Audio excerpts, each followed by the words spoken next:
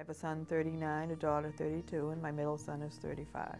He started having problems when he was 11 years old. We couldn't figure out what was going on with him. He was in treatment for depression. And the schools were wonderful. They were very helpful. They were really the ones that turned me on to that something was going on with Michael. Except when he got to high school. My son was dealing drugs at North Quincy High School in '92. Michael woke me up about 5:30 in the morning and said, "Mom, I have to go to the hospital." He'd been saying he had like flu-like symptoms, and I looked at him and he was turning blue. And he was hanging out the car window, and I had the window open, and he's going, "Ma, hurry, I'm dying."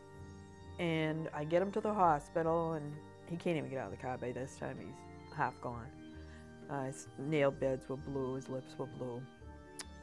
So they bring out the stretcher and the whole bit, and they take him into the emergency room. I sat in the waiting room, and then nobody's coming out to tell me anything, so I go in there, and they have a Johnny on him, and I look at his back, and I saw these like little sores. So I said to the doctor, I'd like him tested for AIDS, HIV. It looked like lesions, that's all I could think of, but still not knowing that what he was doing. Now, he had been in the hospital for 3 days on massive doses of antibiotics and just different things. A friend of his, and I use the term loosely, shows up at the house and says he needs to get some clothes from Michael. Michael had like an apartment downstairs. So we follow him downstairs, and he said, "Look, you need to tell us what Michael's doing, because Michael is dying. We need to know. We have to know what's going on." We had a suspended ceiling in a playroom, and he says, "Well, it's up there."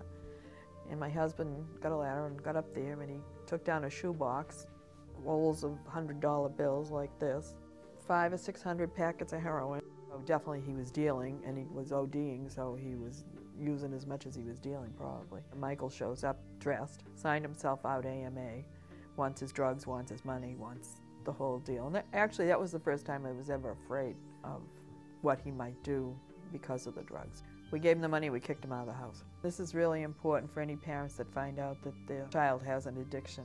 It takes a lot of strength for somebody to stay sober that's been an addict. Be recovered. Most drug users are not willing to put in the time or the effort to do that. A lot of the people you'll talk to, their children, went through kind of the same thing.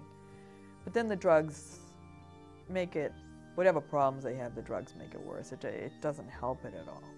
It just kind of buries it, and then it comes up and bites them later on. He was in a wonderful program. He had been to detox, then he went to Tewksbury, which is a holding, for 3 months. And then he went to the Gavin House, which is a fabulous program. Even though it's probably one of the #1 programs, and it is a model for the country, the power of that drug is so unbelievable. It's just